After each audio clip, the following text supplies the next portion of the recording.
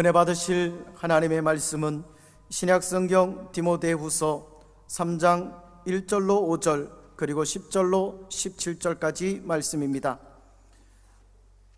신약성경 345면에 있습니다. 디모데후서 3장 1절로 5절 그리고 10절로 17절까지의 말씀 봉독합니다. 너는 이것을 알라. 말세에 고통하는 때가 이르러 사람들이 자기를 사랑하며 돈을 사랑하며 자랑하며 교만하며 비방하며 부모를 거역하며 감사하지 아니하며 거룩하지 아니하며 무정하며 원통함을 풀지 아니하며 모함하며 절제하지 못하며 사나우며 선한 것을 좋아하지 아니하며 배신하며 조급하며 자만하며 쾌락을 사랑하기를 하나님 사랑하는 것보다 더하며 경건의 모양은 있으나 경건의 능력은 부인하니 이 같은 자들에게서 네가 돌아서라. 나의 교훈과 행실과 의향과 믿음과 오래 참음과 사랑과 인내와 박해를 받음과 고난과 또한 안디옥과 이고니온과 루스드라에서 당한 일과 어떠한 박해를 받은 것을 네가 과연 보고 알았거니와 주께서 이 모든 것 가운데서 나를 건지셨느니라. 무릇 그리스도 예수 안에서 경건하게 살고자 하는 자는 박해를 받으리라. 악한 사람들과 속이는 자들은 더욱 악하여져서 속이기도 하고 속기도 하나니 그러나 너는 배우고 확신한 일에 고하라. 너는 내가 누구에게서 배운 것을 알며 또 어려서부터 성경을 알았나니 성경은 능히 너로 하여금 그리스도 예수 안에 있는 믿음으로 말미암아 구원에 이르는 지혜가 있게 가느니라. 모든 성경은 하나님의 감동으로 된 것으로 교훈과 책망과 바르게 함과 의로 교육하기에 유익하니 이는 하나님의 사람으로 온전하게 하며 모든 선한 일을 행한 능력을 갖추게 하려 함이라. 아멘. 저는 오늘 어린이 주일을 맞이하여 힘써 다음 세대를 세우자, 이런 제목으로 하나님 말씀 나누고 기도하기 원합니다. 사랑하는 성도 여러분, 복음서의 마지막 장면들, 또 사도행전의 시작 부분을 보면 이 땅에서의 모든 사명을 완수하시고 승천하시기 전에 예수님이 남기시는 위대한 마지막 명령은 온 세상 만민에게 성령의 능력으로 예수 새 생명의 복음을 증거하여 수많은 인생을 구원하는 열매를 맺으라는 겁니다. 이르시되 때와 시기는 아버지께서 자기의 권한에 두셨으니 너희가 알 바 아니요 오직 성령이 너희에게 임하시면 너희가 권능을 받고. 아멘. 아멘. 성령이 너희에게 임하시면 너희가 권능을 받고 예루살렘과 온 유대와 사마리아와 땅 끝까지 이르러 내 증인이 되리라 하시니라. 아멘. 여러분, 예수님의 이 말씀은 지역적인 공간적인 측면에서 예루살렘으로부터 시작해서 온 유다, 사마리아 그리고 땅 끝까지 확장되는 복음의 사역을 제시하고 있고, 실제로 기독교의 복음은 역사 속에서 이러한 전진을 통해서 많은 열매를 맺었습니다. 복음이 예루살렘에서 시작이 돼서 대한민국까지 왔고, 아멘. 복음은 지금도 전파되고 있습니다. 하지만 복음의 전파와 선교는 단순히 우리가 더 먼 곳, 다른 지역으로 계속 나아감으로써 모든 민족과 족속에게 복음을 전하는 것에 국한되는 게 아니고, 여러분, 한 나라나 도시, 마을 안에도 여러 계층과 그룹의 장벽이 있습니다. 상류층이 있고 빈민촌이 있고 여러 가지 그룹이 있기 때문에 복음은 한 나라 안에서 또 도시 안에서 마을과 부락 가운데서도 계속 전파되어야 하는 것입니다. 아멘. 이 부평 땅에 복음이 전파되어야 할 줄 믿습니다. 어디든지 복음은 계속 전파되어야 되고, 그리고 무엇보다 복음이 전파되어야 하고 참된 회심과 구원의 열매를 풍성히 맺어야 하는 가장 중요한 영역은 세대와 세대를 연결하는 다음 세대에 대한 사역입니다. 따라합시다. 다음 세대. 복음은 다음 세대에게 전파가 되어야 합니다. 아멘. 사무엘상 시작 부분을 보면 거기에는 엘리라는 나이 많은 제사장과 두 아들의 비극적인 이야기가 눈에 띕니다. 엘리는 이스라엘의 제사장, 온 백성의 영적 리더로서 누구보다 홈니와 비느하스 자기 두 아들에게 참된 신앙을 전수해 줘야 했습니다. 엘리는 제사장이고 홈니 비느하스도 그 직책을 이어받는 하나님의 종인데, 그러니 신앙을 전수해야 했는데 백성의 희생제물이 하나님께 바쳐지기도 전에 가로채서 먹어버리고 회막에서 수종드는 여인과 동침도 하는 이 아들들의 악한 소행을 엘리는 근절시키지 않고 어설프게 몇 마디 타이르다가 말았기 때문에 결국 엘리의 온 집안에는 남자들이 멸절되는 무서운 심판이 임하게 되고, 그 대신에 하나님은 사무엘이라는 그의 종을 세우십니다.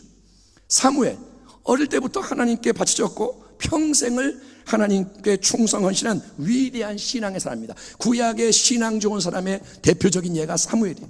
그런데 사무엘 8장을 보면 노년의 사무엘에게 온 백성이 찾아와서 이제 우리에게도 다른 나라들처럼 왕을 세워주시오라고 요구하게 된 사건의 배경에는 사무엘의 이 두 아들 역시 엘리와 엘리의 두 아들처럼 신앙으로 바로 서 있지 못했기 때문임을 우리가 알 수 있는 거예요. 엘리야 그렇다고 쳐도, 아니 사무엘도 신앙을 아들들에게 전수하지 못했다 이거예요. 그러므로 여러분, 아무리 부모의 세대, 윗세대가 열심히 경건하게 하나님을 잘 섬기고 충성했어도 다음 세대, 자녀의 세대로의 신앙 전수는 저절로 쉽게 그렇게 이루어지는 게 절대 아니라는 사실을 우리가 직시해야 하고, 또 바로 이 문제가 오늘날 우리 한국교회가 직면하고 있는 가장 큰 위기 중에 하나인 거예요. 한국교회의 가장 큰 문제가 뭐냐? 다음 세대의 문제인 겁니다. 사사기 2장, 전에 여호수아가 백성을 보내며 이스라엘 자손이 각기 그들의 기업으로 가서 땅을 차지하였고, 백성이 여호수아가 사는 날 동안과 여호수아 뒤에 생존한 장로들, 곧 야훼께서 이스라엘을 위해 행하신 모든 큰일을 본 자들이 사는 날 동안에 야훼를 섬겼더라. 야훼의 종 눈의 아들 여호수아가 110세의 죽음에 무리가 그의 기업의 경내 에브라임 산지 가스산 북쪽 딥낫 헤레스에 장사하였고, 그 세대의 사람도 다 그 조상들에게로 돌아갔고, 그 후에 일어난 다른 세대는 야훼를 알지 못하며 야훼께서 이스라엘을 위하여 행하신 일도 알지 못하였더라. 사사기 책을 보면 계속 반복되는 악순환은 뭐냐? 하나님의 은혜로 가나안 땅을 정복했고 새로운 삶의 터전을 얻은 이스라엘 백성이 하나님을 배신하고 우상을 섬기는 악을 자행하는 거예요. 하나님 은혜로 가나안을 차지했는데, 거기 살게 됐는데 하나님을 떠납니다. 그러면 하나님이 그 주변의 이방 민족을 회초리 삼으셔서 징계를 하십니다. 그러면 이스라엘이 고통 가운데 하나님께 도움을 청하며 돌아옵니다. 하나님 잘못했어요, 봐주세요.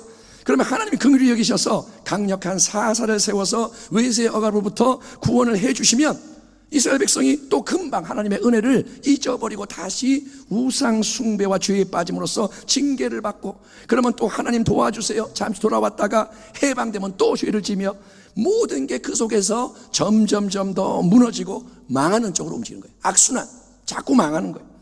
왜 이런 비극이 일어나는 걸까? 그 이유는 여러분, 여호수아와 선조들의 체험신앙, 절대 충성이 다음 세대에게 전수되지 못했기 때문입니다. 비록 여호수아 동시대 사람들은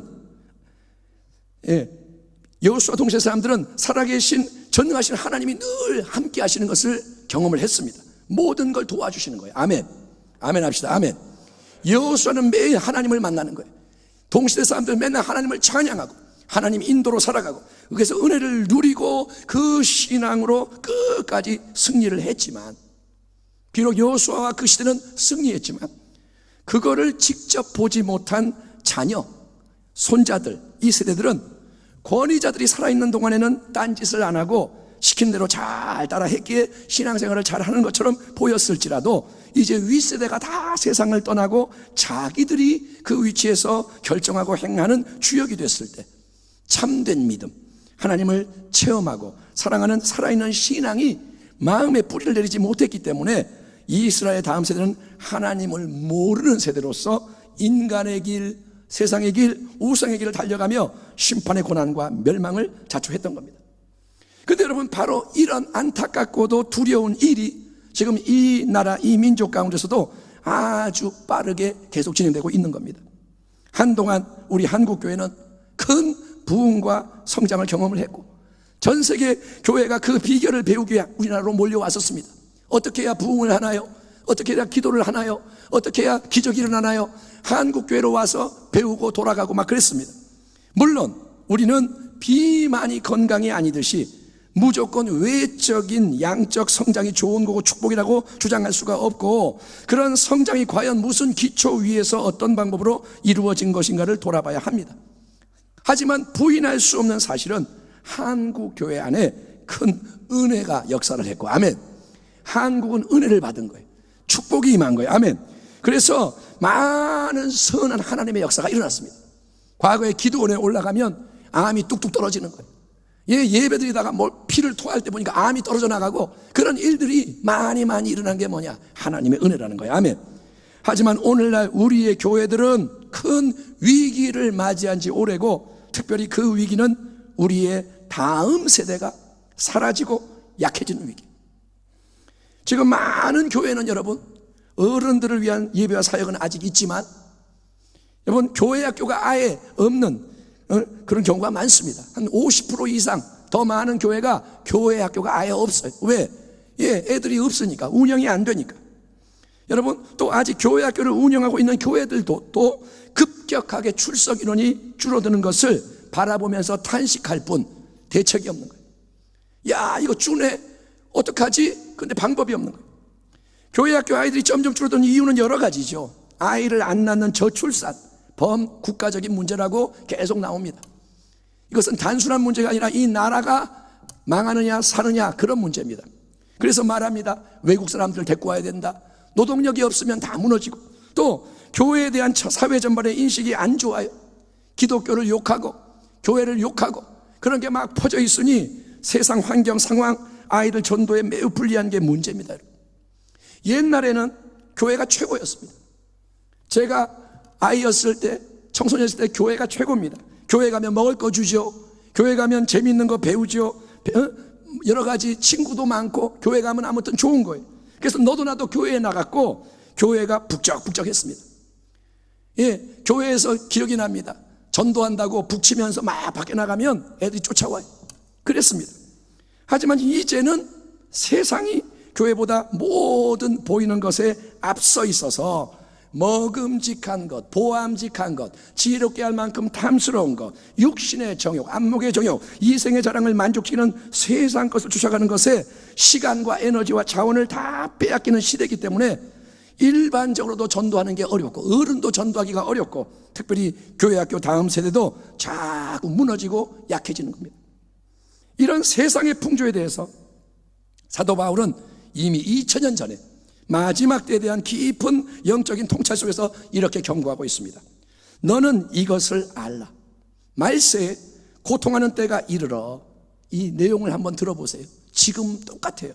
사람들이 자기를 사랑하며, 돈을 사랑하며, 자랑하며, 교만하며, 비방하며, 부모를 거역하며, 감사하지 아니하며, 거룩하지 아니하며, 무정하며, 원통함을 풀지 아니하며, 모함하며, 절제하지 못하며, 사나우며, 선한 것을 좋아하지 아니하며, 배신하며, 조급하며, 자만하며, 쾌락을 사랑하기를 하나님 사랑하는 것보다 더하며, 경건의 모양은 있으나 경건의 능력은 부인하니 이 같은 자들에게서 네가 돌아서라 라고 말합니다.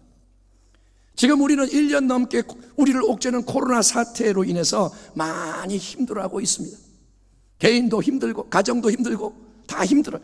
하지만 사실 이 큰 위기는 코로나 이전 오래전부터 이미 우리 가운데 퍼져가고 있었고, 지금은 그게 더 현저하게 다양한 양상으로 눈앞에 드러나고 있는 것뿐입니다. 이때 우리의 큰 사명은 뭐냐? 첫째, 나 자신의 믿음을 여러분 새롭게 굳건하게 세워야 할 줄 믿습니다. 한 명 한 명이 자기 신앙을 돌아봐야 되는 거예요. 그리고 둘째, 우리는 무엇보다도 우리의 소중한 자녀들, 다음 세대 전체를 힘써 지키고 세워야 하는 것입니다. 한번 따라 합시다. 다음 세대를 지키고 세워야 한다. 여러분, 우리가 자녀들에게, 다음 세대에게 반드시 넘겨줘야 할 가장 큰 유산은 뭘까요? 그거는 세상적인 유산이 아니라 신앙의 유산인 거예요. 아멘. 우리가 이 땅을 떠날 때 우리는 없습니다. 다음 세대가 이어받는 거예요. 그런데 뭘 주고 가야 되느냐? 신앙의 유산을 줘야 되는 거예요. 가정의 달 5월을 맞아서 우리는 여러분 어린이 주일, 어린이날, 어린이와 관련된 특별한 예배도 드리고 이벤트도 하고 또 선물도 주고 여러 가지 신경을 쓰지만, 오면서 보니까 풍선도 달려있고 어린이 주일이구나 알 수 있지만, 원래 여러분 어린아이를 하찮게 여기던 옛 풍조에 맞서서 이 아이들을 존엄한 인격체로 귀히 여기기 위해서 어린아이, 어린이라는 단어를 사용하고 그들에 대한 수고와 헌신을 하는 것은 이제 사회 전반에 뿌리를 내렸습니다. 애들은 귀하다는 걸 다 알아요. 그리고 오히려 자식들이 우상이 되어버린 시대 속에 우리가 살고 있습니다. 소파 방정환 선생님이 어린이 했을 때는 애들을 아주 우습게 여겼는데 지금은 애들 귀한 거 다 알아요. 그런데 예수님을 믿는 하나님의 자녀와 가정, 교회로서 우리 모두는 과연 우리가 우리의 자녀들 다음 세대에게 어떻게 행하고 있느냐, 그들의 마음과 삶에 우리가 무엇을 심고 있고 그 결과 무엇을 나중에 거두게 될 것인가, 여기에 대해 진지하게 성찰할 필요가 있는 거예요. 지금 우리가 살아가는데 자식 농사를 어떻게 하고 있느냐, 가장 중요한 영역인 다음 세대에게 무엇을 하고 있느냐. 1994년 제가 설교를 준비하다가 새삼스럽게 이 사건을 접하게 됐습니다. 1994년 5월달 당시 23살이었던 박한상이라는 청년 기억하십니까? 1994년 23살 박한상이 부모님의 수백억대 재산을 빼앗으려고, 그걸 자기가 차지하려고 수십 차례 칼로 부모님을 찔러 죽이고 집에 불을 질러가지고 은폐했던 사건이 온 나라를 발칵 뒤집었습니다. 그런데 이 박한상은 교회 중고등부에 다녔고 고2 때는 고등부 회장도 했던 학생이라고 합니다. 교회 밖에서는 망나니, 공부도 안 하고 술 먹고 담배 피고 즐기고 놀고, 하지만 교회 생활은 좋아했어요.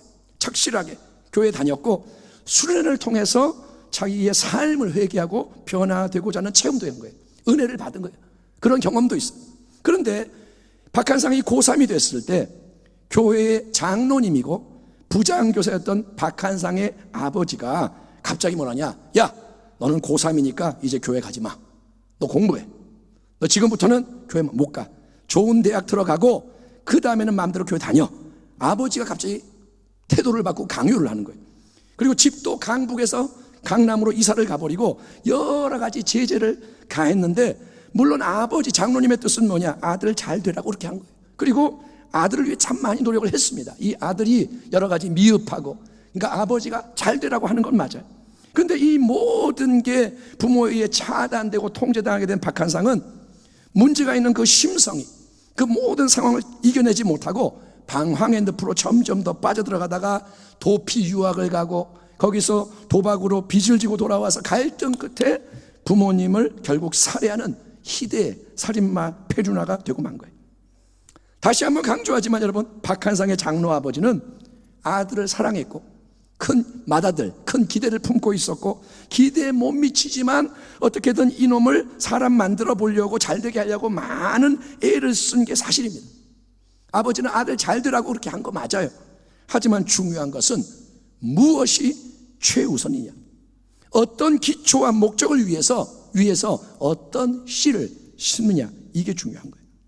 그러므로 여러분, 신앙의 부모로서, 윗세대로서 우리가 해야 할 첫 번째 일은 우리의 소중한 자녀를 위해, 또 다음 세대를 위해 열과 성을 다해 기도해야 할 줄 믿습니다. 아멘. 누가복음 23장, 그들이 예수를 끌고 갈 때에 시몬이라는 구레네 사람이 시골에서 오는 것을 붙들어 그에게 십자가를 지워 예수를 따르게 하더라. 또 백성과 및 그를 위하여 가슴을 치며 슬피 우는 여자의 큰 무리가 따라오는지라. 예수께서 돌이켜 그들을 향하여 이르시되, 예루살렘의 딸들아, 나를 위하여 울지 말고 너희와 너희 자녀를 위하여 울라. 이 시대에 우리에게 절실히 필요한 기도, 우리는 물론 기도합니다. 그런데 하나님이 원하시는 참된 기도는 눈물이 넘쳐흐르는 애통의 기도라는 거예요. 아멘. 과거 한국 교회를 살렸고 이 땅을 변화시켰던 기도가 눈물의 기도예요. 아멘. 그 기도를 하나님이 회복하라고 말씀하시는 거예요. 부평의 딸들아, 인천의 딸들아, 대한민국의 딸들아, 너희와 너희 자녀를 위하여 울라. 아멘. 수목원 부평교의 딸들아, 너희의 자녀를 위해 울라. 눈물로 찢어지는 마음으로 하나님 은혜와 긍휼을 간구해라. 모든 참된 깊은 변화의 시작은 여러분, 누군가가 감동받은 그 사람이 기도의 자리로 나와서 애통함으로 하나님의 마음을 움직이는 겁니다. 아멘. 내 이름으로 일컫는 내 백성이 그들의 악한 길에서 떠나 스스로 낮추고 기도하여 내 얼굴을 찾으면 내가 하늘에서 듣고 그들의 죄를 사하고 그들의 땅을 고칠지라. 아멘. 땅이 망가지고 더럽혀지는 이유는 땅이 나빠서가 아닙니다. 그 땅 위에 사는 인생들이 하나님의 거룩한 뜻대로 살지 않고 잘못된 것을 계속 심기 때문인 거예요. 동성애를 심으면 동성애의 땅이 되고, 음란을 심으면 음란의 땅이 되고, 인생이 행하는 게 심겨지는 거예요.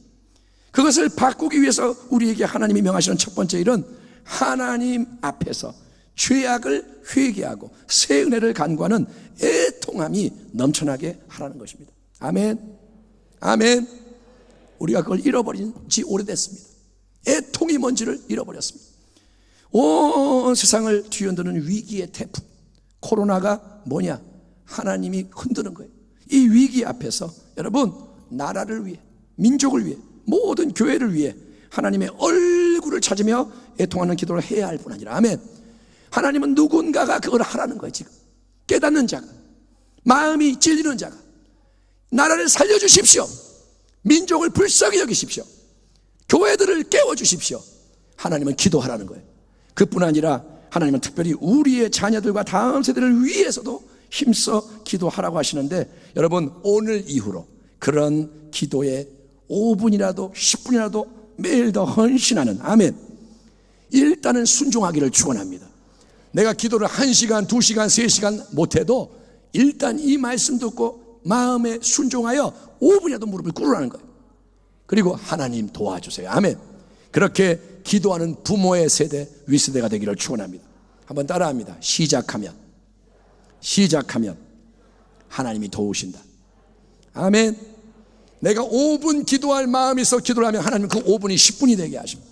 10분 하다 보면 눈물이 흐르기 시작하고, 그러면 밤을 새워 기도하는 기도도 열려줄 줄 믿습니다. 기도를 해야 돼요. 다음 세대 위해 기도해야 돼요.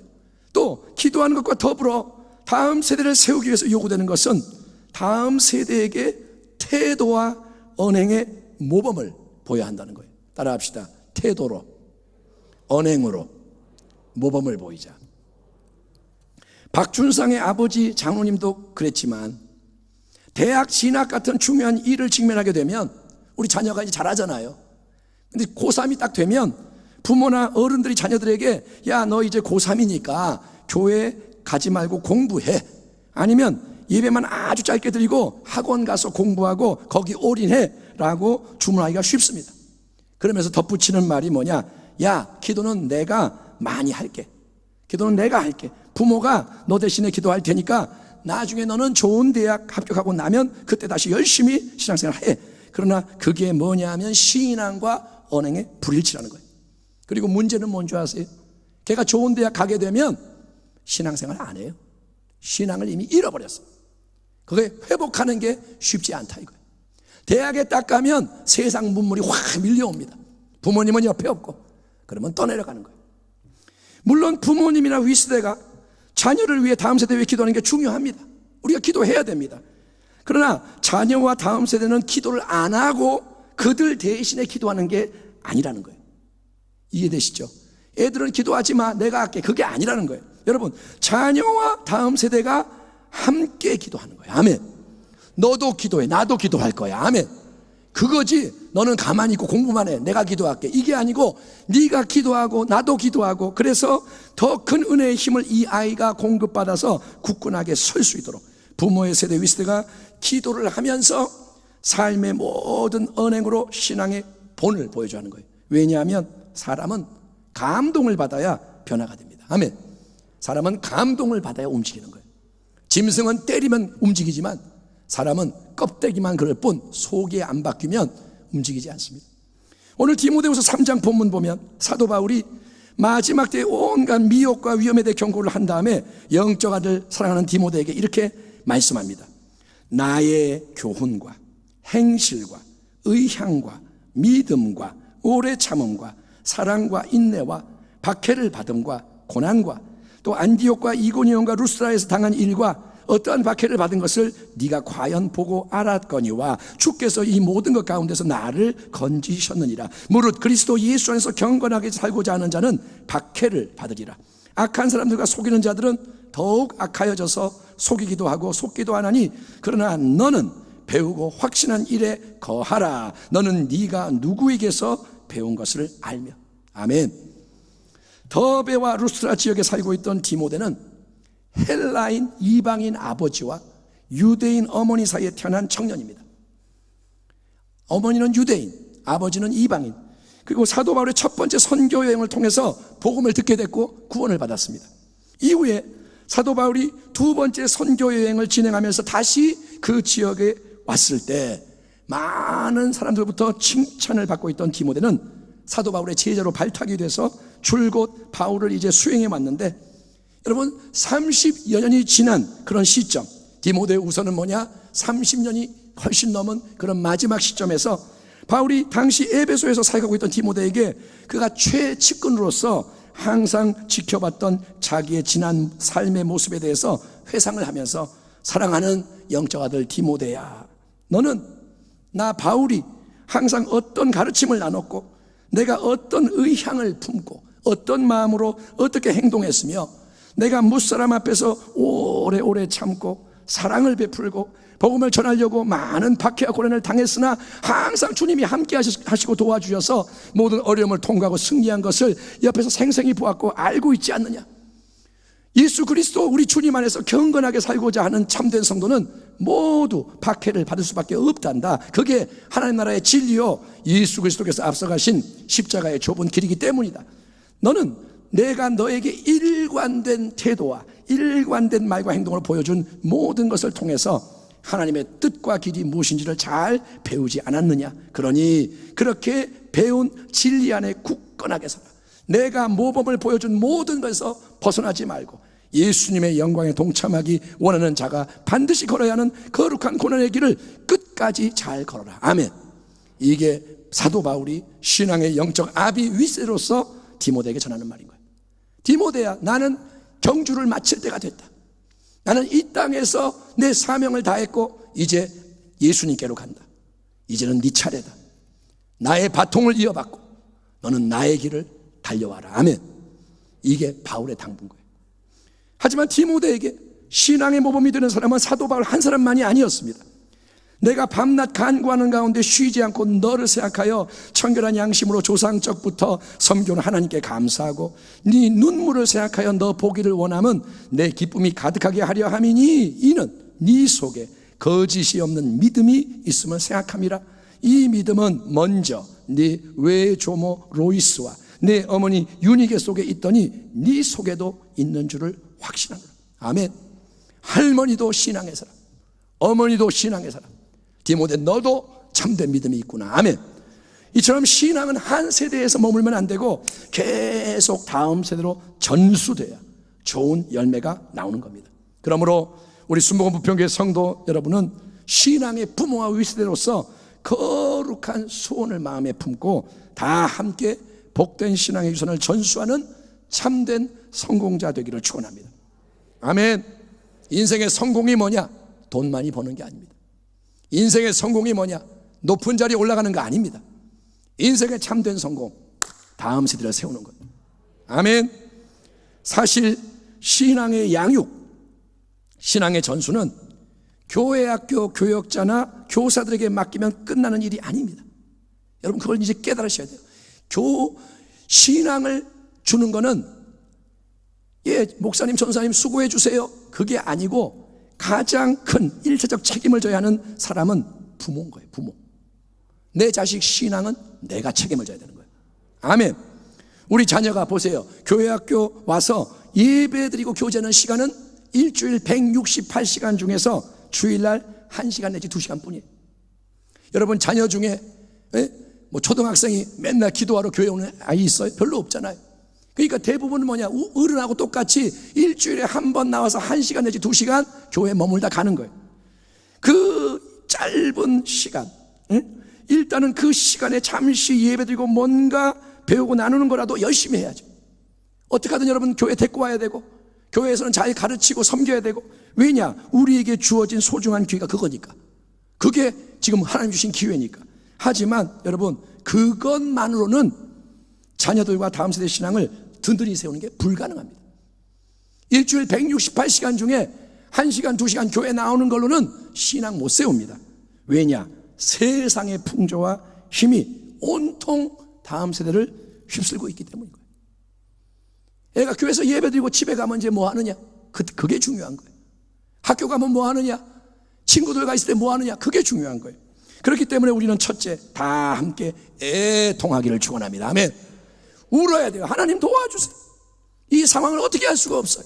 애통하며 다음 세대를 계속 기도를 해야 되고, 둘째, 다 함께 우리가 영적 스승으로서, 신앙의 부모와 윗세로서 세상을 이기는 믿음, 세상을 이기는 소망과 사랑의 모범을 보여서 우리 자녀들에게 하나님의 새 은혜가 역사하도록 해야 할 줄 믿습니다. 우리를 보면서 배우는 거예요. 아버지는 이럴 때 기도하는구나. 어머니는 이럴 때 찬송하시네. 예, 우리 윗세대는 보니까 이럴 때 감사하고 하나님 찬양하네. 그거를 배우게 만들어야 되는 거예요. 아멘. 예, 마지막 세 번째, 우리가 자녀들과 다음 세대 신앙을 세우기 위해서 힘써야 할 세 번째 일은 오직 하나님의 말씀, 성경의 진리로 양육하는 겁니다. 따라합시다. 하나님의 말씀으로 양육하자. 사도 바울이 그의 애정어린 권면을 이렇게 이어갑니다.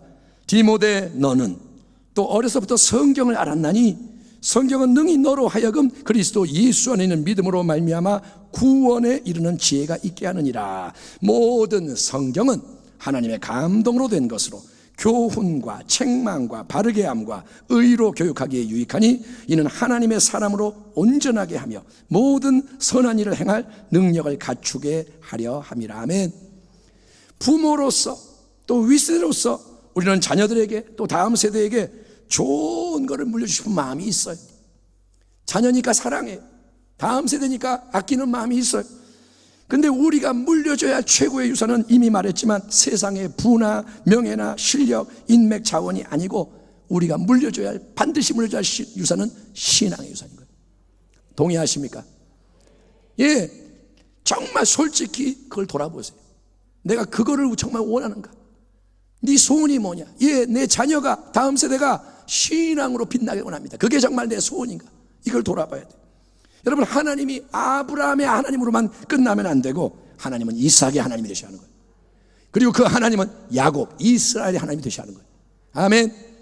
할아버지 하나님이 아버지 하나님이고 아버지가 믿는 하나님이 자식의 하나님이고 그렇게 돼야 하나님의 역사가 이어진다는 거예요.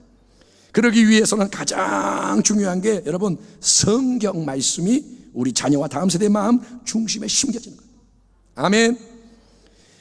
체험 좋아요. 수련회 가서 은혜 받는 거 좋아요.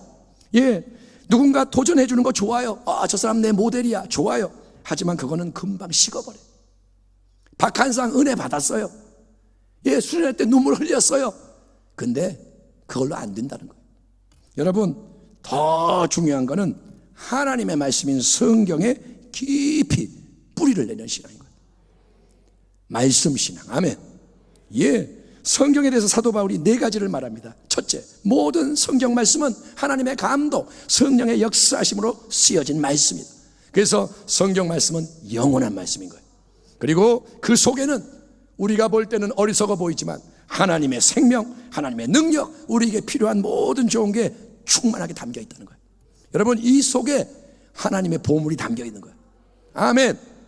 여기에 해답이 담겨 있는 거예요. 하나님이 말씀을 열어주실 때 여기 해답이 담겨 있어. 둘째, 성경 말씀의 중심은 예수 그리스도다. 그래서 성경을 통해 예수 그리스도 안에 있는 믿음을 가지게 될 때 우리는 오직 은혜로 구원을 얻게 되는 줄 믿습니다. 세 번째, 성령의 감동으로 기록된 성경 말씀은 성령님이 친히 역사하심을 통해서 우리에게 여러 가지 형태로 작용을 합니다. 그래서 성경 말씀을 대할 때 성령의 역사하시면 우리는 세상이 줄 수 없는 신령한 교훈을 얻게 되는 거예요. 솔로몬의 지혜를 얻게 되고, 아멘. 예, 필요한 책망을 받아요. 말씀이 찔러요. 회개합니다. 찔려. 또 바르게 세워지고 거룩하게 세워집니다.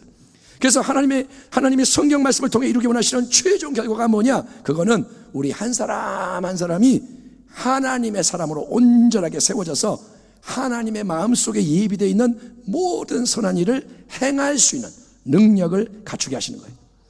우리는 그가 만드신 바라 그리스도 예수 안에서 선한 일을 위하여 지으심을 받은 자니 이 일은 하나님이 전에 예비하사 우리로 그 가운데서 행하게 하려 하심이니라. 아멘. 너희는 세상의 빛이라. 아멘.